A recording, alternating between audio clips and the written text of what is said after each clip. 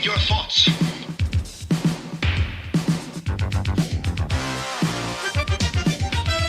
From the future. The movies of 1985.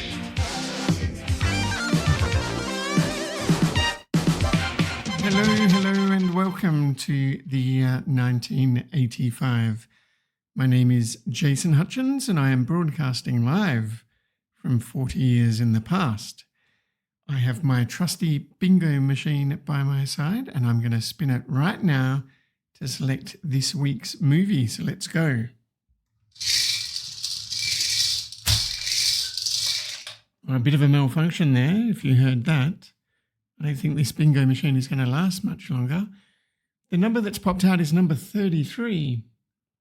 So let me just look that up on my Commodore 64 using the best technology available. And that movie is a movie called Tampopo, which is a Japanese movie featuring ramen eating, if I remember correctly. I've never seen it, but I've seen the ramen clip on one of the socials before. It's 100 minutes long by the look. No, sorry, it's 114 minutes long, so almost 2 hours. And it might be difficult to find in the year 2025 if you're in Australia. I don't think it's on any of the streaming services, but who knows? Try your luck. For me, however, I'm going to pop over to the Video Lounge in South Perth because they have quite a lot of Japanese imported VHS videotapes, so I'll go and see if they've got it. In the meantime, let me just pop on the TV and you can watch some ads until I'm back. The Yanks would send their hot dogs for a walk. You take a walk. The Chinese would really do their noodle. The Italians would forgetty their spaghetti. Mamma mia. The Austrians would give away their strudel. You'd find the Poms all cashing in their chips. Hello. And pizza just another name for tower. Chefs from Rome to Paris would really be embarrassed if all the world could have a chook like ours. We've got a red rooster. We've got a red rooster. You'll know with just one look, we've got the world's best chook. Australia, your chicken is ready. We've got a Okay, I'm back. Let me just put this tape in and I'll just pause the video before it starts playing. So there we go. What was that ad? Very patriotic and slightly racist Australian chicken ad. Maybe roast chicken is Australia's version of ramen, I don't know. But anyway, I've returned with the videotape and I can have a look at the cover now. So on the front, well, there's a big 18 rating, so I'm not sure about this movie. It didn't seem like it would be an adult movie, but the blurb on the front above the title says, "The foodie movie to end them all, wildly funny, erotic, and totally wonderful." There's a photograph of an old man and a younger man sitting at a bench looking at their bowls of ramen.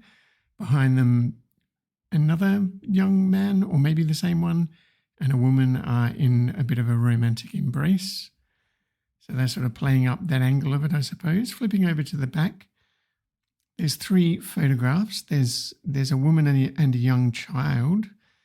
A young girl looks like she's shucking oysters. There's someone with some roast meat by the look of it. So it's very much a foodie movie. And again, a warning only suitable for people aged 18 years and over, not to be supplied to any person below legal age.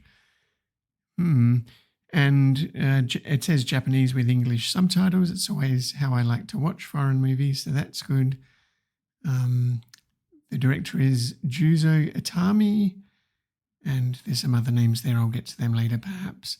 So there's a few more quotes. Zen and the art of noodle making meets 7 samurai. Very sexy. Anyone with a passion for food or a lust for life will find Tampopo satisfying. And a cracking, hilarious romp should not be missed. And then a blurb that says, tantalising food and sex scenes garnish this comic tale of Tampopo's quest to create the perfect noodle soup. A stranger comes to town who agrees to help become the best little noodle cook in the East, while among other vignettes, a gangster and his mole demonstrate the close links between the joys of eating and sex. Thanks to director Atami's irreverent use of both food and film genres, it's the first and the greatest foodie movie, and it features the sexiest use of an egg yolk you'll ever see. So my son loves ramen, and I was picturing that I'd be sitting down to watch this with him, but I think I'm having second thoughts about that.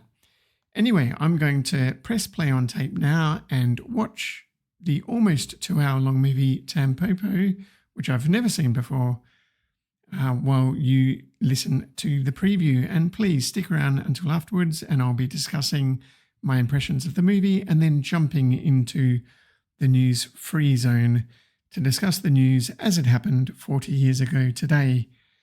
So anyway, let me press play now.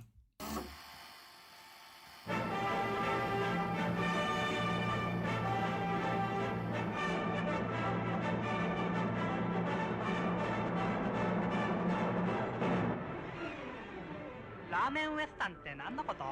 ある町にふらりとやってきた男がラーメン屋の美しい未亡人を助け、その店を町一番のラーメン屋にして去っていく物語。つまりチェーンのラーメン版。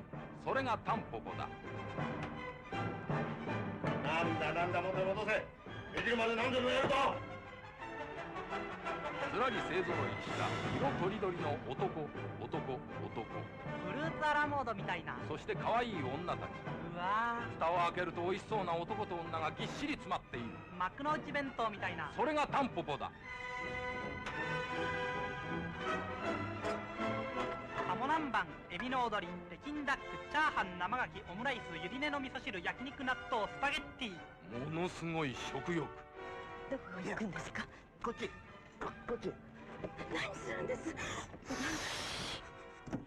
ここから覗いてごらん。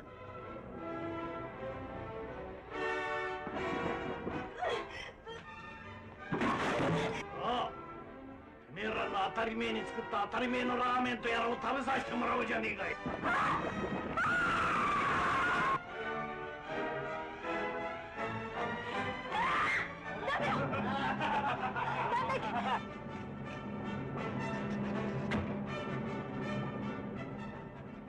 初めての本格食べ物活劇タンポポ。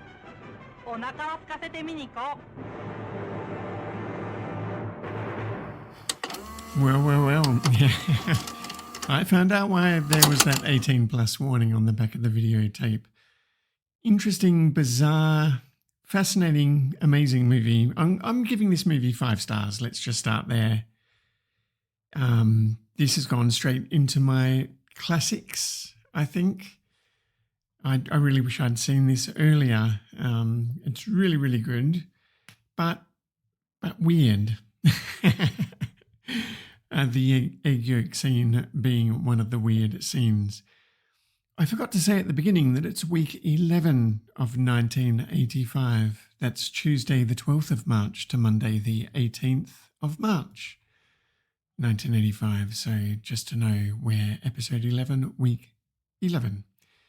Now this movie stars Tsutomu Yamazaki as Goro. He's a cowboy style character. Nobuko Miyamoto as Tampopo.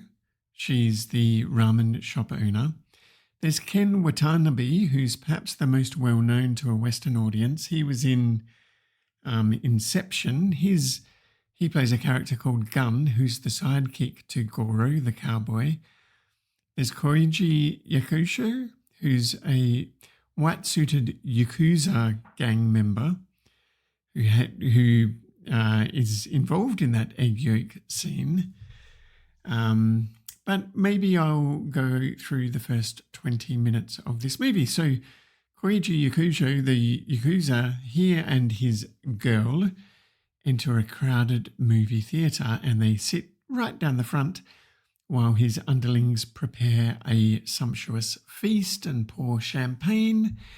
They're settling in to watch a movie, but he starts he basically breaks the fourth wall and addresses the audience directly. He says, you're here to watch a movie as well. Well, let me tell you about watching movies. It's all about eating food, but what really annoys me is people who eat out of crinkly plastic packets and make a lot of noise. And there's a man in the row behind him who's doing exactly that.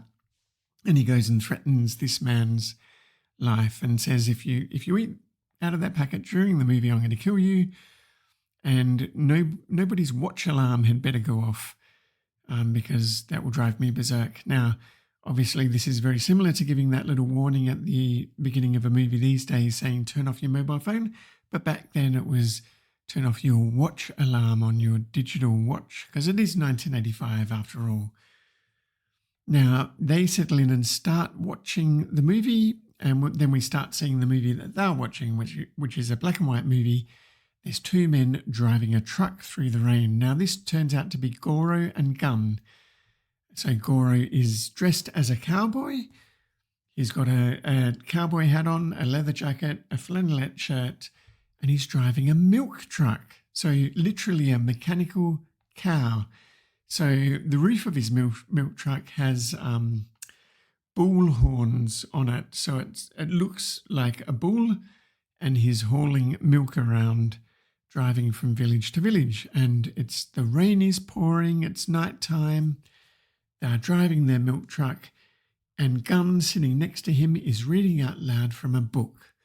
And the book is a story about the art of eating ramen. And then we go into the book and we see this old man teaching a young man how to properly eat a bowl of ramen. So we're already 3 levels deep, just like Inception. And I mentioned Ken Watanabe Gun was in Inception. So we're 3 levels deep. We're watching a movie, then we're in the movie, and then we're in the book that the people in the movie are reading. And of course, the ramen looks absolutely delicious. Now, I was thinking, if you'd watched this movie in 1985, this would have been completely foreign. If you were in Australia in 1985 watching this movie, we didn't have ramen shops. We really didn't understand very much about Japanese culture. But watching it in 2025, it's very, very familiar. And I think a Western audience would have no problem following what's going on. Anyway, Goro and Gun driving their milk truck, listening to this story about eating ramen, they get really hungry. And when they spot a ramen shop, they pull over and they enter. And it's still pouring rain. Outside the shop, a young boy is being beaten up by 3 other young boys, and the cowboy Goro steps in and sort of rescues this young boy. And when he enters the ramen restaurant, it is just like Clint Eastwood entering a tavern in the Wild West. And he sits, like the musical cue and everything is exactly that. He sits down on a stool, orders his ramen, and then there's all these heavies and, rough men populating this ramen joint. One of them is a bit of a drunkard, and he's chatting up the lady who's preparing the ramen. And what happens is push comes to shove, and Goro the cowboy invites these men outside for basically for a round of fisticuffs. They're going to beat each other up. He's sort of defending the honour of Tampopo, the lady who runs this ramen shop. She runs it because her husband had passed away. It was his shop. She really doesn't know how to prepare a good bowl of ramen. She kind of just does what she saw her husband doing when he was alive. Now, the next morning, Goro has been beaten up by all these men. He's had a rough night. Tampopo appears against the rising sun like an angel and nurses him back to health with her delicious pickles and all the things that she makes for Japanese breakfast. And in return, Goro agrees to show her how to prepare a good bowl of ramen, which he does. And then later that day, he leaves in the milk truck, but she runs after him and begs him, can she be his disciple? And so the movie begins. He basically agrees to do that. And Goro and Gun basically go on a long quest to teach Tampopo how to run a really good ramen shop. But they sort of start doing that, and it's kind of like a scene out of Rocky where, you know, she's getting stronger, she's hauling all these pots of boiling water, and she's jogging and stuff like that. And 20 minutes into the film, so I told you I'd talk about the first 20 minutes. 20 minutes into the film, we leave their story, because what happens is Goro is training Tampopo on the streets of Japan, and these businessmen walk past, and suddenly the camera follows the businessmen, and we're off on a tangent, and the businessmen go off for a meeting in a French restaurant. And this is the first of many little vignettes. And it's a little bit like the movie that we saw last week, After Hours, where the guy went down into Soho and had all of these disconnected experiences over one tumultuous night. The same sort of thing happens. So we follow these businessmen, then we get a little skit about a young man, you know, ranked well below the boss of the company and everything, but showing up everyone in the company because he is better at ordering French food than everybody else. So way above his pay grade kind of thing. Then from there, we pan to a pasta eating etiquette lesson where it's a bunch of young Japanese ladies who are learning how to eat pasta like the Italians. We pass from there to a hotel room where we see this white-suited Yakuza guy who is now in the movie somehow because he was watching the movie before. We see him and his lover using food for all sorts of purposes in the bedroom. You know, and we go through a lot of these little vignettes that are all very interesting. So later on, Goro goes to this homeless village, like all of these tramps, but they're tramp gourmets. They love food even though they're sleeping rough. There's a whole sequence there when one of the tramps cooks an omelette for Tampopo's son, the young boy that was being beaten up. That is a homage to a scene out of a Charlie Chaplin movie. So it's got the piano and everything like that, and there's no dialogue. So there's a lot of borrowed sequences from all sorts of different moments of cinema as well. So cowboy movies, silent Charlie Chaplin movies and things like that. There's a great fight sequence that is all done in silhouette. We see them eating Japanese barbecue. We see them eating Peking duck and all sorts of things. There's, you know, fried rice. They're a dying mum, basically a mum who's been worked to death, cooking a last meal for her family, all sorts of things. And right at the end of the movie, of course, they're victorious. They've cooked the perfect ramen. They've remodeled the ramen restaurant, and all of these cowboys that have come together. So Goro and Gun have joined forces with 3 other men to open this ramen restaurant and help Tampopo. They all go their separate ways and ride off into the sunset, or basically drive their milk truck off into the sunset. And then as they're driving off in their milk truck, in a very weird Japanese ending sequence, the camera pans and zooms into a children's playground where a mother is breastfeeding her baby sitting on a park bench. And I think this is kind of saying, you know, mother's milk, food is life, death, sex, all of these things get combined. And that sort of says the message. We've sort of seen the cowboy hauling his milk truck and then the mother breastfeeding the baby. Anyway, that's the movie. Very, very interesting. I really enjoyed it. And I'm going to rewatch this movie several times. I feel like After Hours, I think there's a lot that I didn't immediately appreciate, and I'll get that on the rewatch. Now, the director of this movie referred to it as a noodle western, playing on the spaghetti western that you know, we had a lot of these Italian directors making western movies. This is a Japanese version of a western movie. A stranger rides into town and saves the pretty girl from bad men. But it's also a meditation just on humanity, life and food and sex and death, like I said. It's a great movie. 5 out of 5. I'm giving it a Mintox. It didn't score on the bingo sheet really, but there was a ghetto blaster. You wouldn't know that this was an 80s movie. Matthew said on the Discord that it didn't feel like it was that old when he saw it. The version that I saw was a very clear print. It looked great. The Japanese, there's a sequence in a supermarket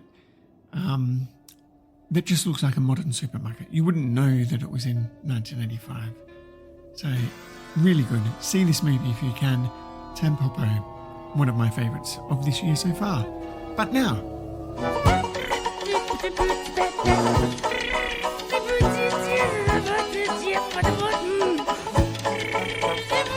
I'm driving along and I'm just singing my song. I'm in a news-free zone.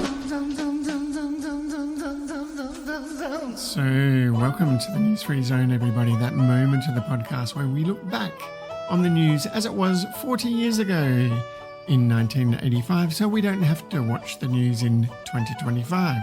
So this week in 1985, Expo 85 opened in Japan, featuring advancements in science and technology, including space exploration. So these World Expos that happen every couple of years, I think they happen every 5 years now. So they sort of travel around. It's a little bit like the Olympics. So the next one is in Japan this year, in fact, April to October. So back to Japan after 40 years. In 1988, it was in Brisbane for the Australian Bicentennial. I think in the US, these expos are known as a World's Fair. So Seattle had one in 1962, which is where the Space Needle comes from that was built for the 62 World's Fair. So what happens at these expos is all the different countries that come along, often like over 100 countries. Each country builds its own pavilion, which is often quite costly, but obviously the host country doesn't have to build all these pavilions. And it's quite a big tourist draw card. I wouldn't mind going to one myself. I like looking back at these old expos. Being a big They Might Be Giants fan, they reference the expos quite a bit in some of their songs, like the one in New York. And the very first of these expos was held in London in the year 1851. So there you go, Expo. This week in 1985, the US journalist Terry Anderson was taken hostage in Beirut during the Lebanon hostage crisis, and he remained a prisoner until December 1991. And in this week in 1985, the very first .com domain the very first .com domain name was registered. We didn't have websites yet. That was Symbolics.com. Now, Symbolics Inc. was a computer manufacturer based in Massachusetts. And if you go to Symbolics.com these days, it's a bit of a historic website. Someone's bought the domain and they just host it just as a record that it's the oldest domain. So that was the very first instance of a commercial .com domain registration, laying the groundwork for what would become the modern internet. Now, talking about the modern internet, let's go over and have a look at what people were talking about on Usenet this week in 1985. If you go to olduse.net, you too can read Usenet from 40 years ago. Basically, it was the very first social media, a bit like a bulletin board, a global bulletin board, something similar to what Reddit is these days. Now, on net.books, Sanjay Modak of AT&T posted a message looking for the 9-volume set of Samuel Pepys diaries. Now, I love Samuel Pepys diaries. I've read a lot of them. So Samuel Pepys lived in the 1600s in the UK and kept a very personal diary. So he kept a diary that he didn't expect anybody else to ever read. He wrote it in an easy-to-break code of his own devising. And basically he just wrote about his everyday life, and he was there during the Black Plague and the Fire of London and all sorts of things like that. He was just a young man. Famously, he had a gallstone removed. Surgery was not great back in the 1600s. But the reason why I read it is I discovered it back in 2002 because a guy by the name of Phil Gifford decided to host a blog where every day he would just post that day's journal extract from Pepys' diary. And he did that for the entirety of Pepys' diary. So I really read the whole thing. It went from January 2002 to May 2012, and I read it every day. So that's kind of crazy, isn't it? He then repeated the posting from 2013 to 2022, and in 2023 he started again. So if you go to pepsdiary.com, which is PEPYSDIARY.com, you too can subscribe and read along to it all. Anyway, over on net.movies, there's been a few reviews of Blood Simple, which was the very first Coen Brothers movie. I wish it was on my list for this year, but unfortunately it is listed as a 1984 movie, but well worth seeing if you want to see where the Coen Brothers had their beginnings. So there was a few really good positive reviews as opposed to the lukewarm reviews this week of Lady Hawk. So that must have just been released this week in 1985, but people gave it mediocre reviews. It did, of course, become a bit of a cult classic. Over in net.physics, there's a lot of threads about Tesla. Now that's weird because all I've been reading in 2025 news is news about Tesla. But of course, these days it's an EV company. Back in 1985, people were just talking about Nikola Tesla, the man, the crazy guy with his death ray and all sorts of things, experiments with radio waves and x-rays and stuff. The actual Tesla that Tesla, the car company, is named after. Anyway, that's all the news from Usenet in 1985. So that about wraps it up for this week. So please remember, rewind those video cassettes before returning them. And until next week, it's goodbye from me.